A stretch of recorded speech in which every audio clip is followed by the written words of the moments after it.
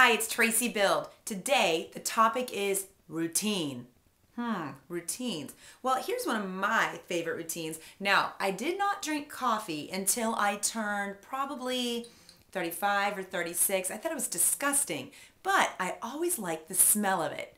Well, then Starbucks kind of moved into my neighborhood and I started going and experimenting with all of the fancy, yummy drinks, Thai tea lattes, regular lattes, caramel macchiatos. Family and friends kept introducing me to their favorite drinks. And then I bought my husband our own cappuccino maker, espresso maker, and then I really got the bug. And what I found is that when I could make my own, I could tweak it and put just the right ingredients. A little bit of a teaspoon of fresh cocoa, a teaspoon of sugar, then my frothy milk, and it's a perfect drink, something I do every day. It's a routine.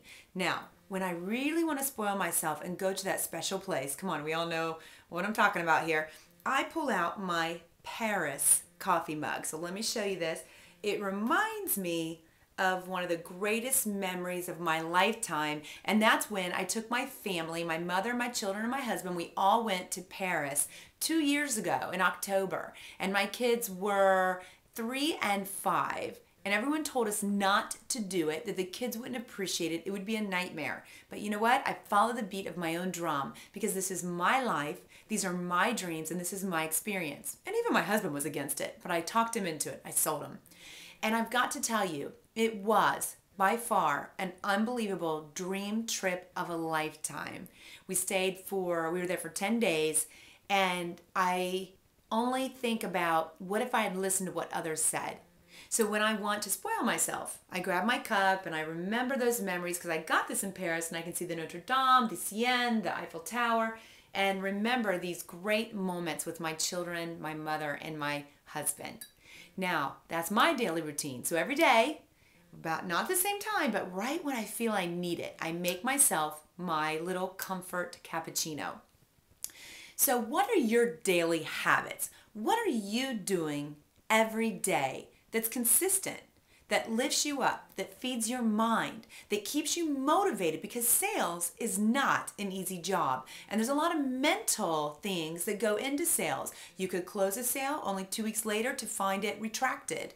You could have a new resident that you just got moved in and you took 2 years to close who moves out.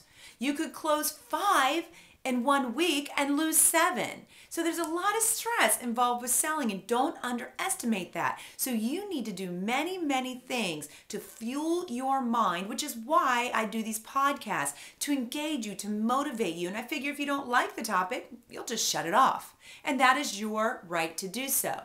So I want you to think about, what are you doing? I read a journal every day that's about, nourishing my soul, my mind, my spirit to keep me fresh and on task. And some of you walk every morning. Some of you have your own cup of coffee or cup of tea. I want you to think about one routine that you can establish that will help you to stay focused and in your own place where you can get the job done of filling your building. Something you can turn to, something you can do when you get discouraged and down so you can get right back up on your feet. Now, as we're talking about follow-up, we're not talking about follow-up, we're talking about routine, but I'm getting into follow-up here.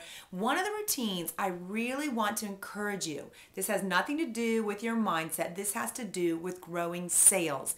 I want you to establish a routine every day of making 20 outbound follow-up calls. This is not 20 contacts. This is 20 dials. I don't want you to worry about specifically what occurs on these calls. My goal is for you just to pick up the phone and generate activity. That's 100 a week. The sad thing is we have people who are overwhelmed and saying they can't even make 10, yet they're full-time sales professionals charged with filling their buildings. You will not, I repeat, you will not fill your building on 10 follow-up calls a day.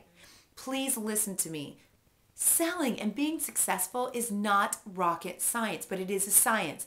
And this is one thing if you can commit to for 30 days. So pull out your calendar, make a commitment. Every day you do it, cross that off your list, and let me know where you are in 30 days. I guarantee you, you will have more move-ins. And then on the many other podcasts before and that will come after this, I've talked to you and will keep talking to you about what you do on these calls once you start picking up the phone to make impact and improve your results. So think about your daily routine.